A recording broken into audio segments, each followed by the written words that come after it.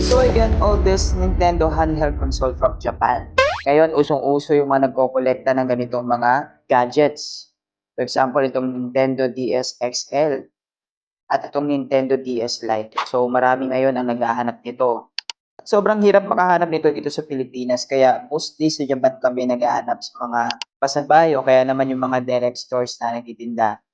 Mga Japanese seller na nagtitinda ng kanilang mga second-hand units. The problem, pagdating sa mga ganito, lalo na kung directly from Japan, makikita nyo naman, Japanese talaga yung mga sulat niyan at Japanese yung region. Kaya, Japanese din yung makikita nyong nakalagay sa screen, yung kanyang operating system.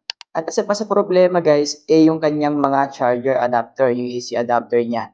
Pag titignan natin, ang nakalagay dito guys is AC 120 volts.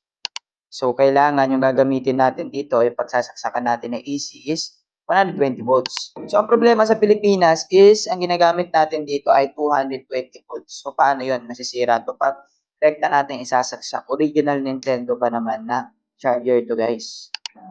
So, mabuti na lang may ganitong product ngayon dito sa online. Pwede natin gamitin. Ito ay transformer na 110 to 120 volts, 50 watts. So, kung nare-record natin dito is 120 volts, pwedeng-pwede natin itong gamitin. Kailangan lang natin isaksak dito yung ating charger na 120 volts.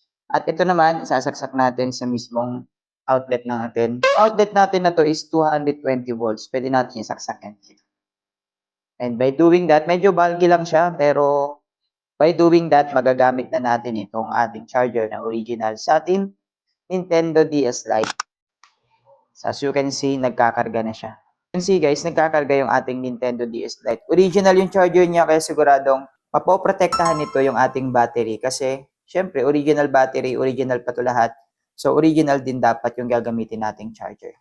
Make sure lang guys na kung gagamit kayo nitong adapter na to guys, o transformer na to, ay hindi lalagpas sa 50 watts yung rating ng isasaksak ninyo. Anything below 50 watts, pwede nyo pong isaksak dito. Pero, warning lang, kapag nagsaksak kayo dito ng anything above 50 watts, pwede po itong masunog. Kaya mag-ingat din kayo at be responsible din sa paggamit nito. Alamin nyo muna kung paano gamitin. At kung may tanong kayo, mag-comment lang kayo dyan sa baba para may comment ko at masagot ko.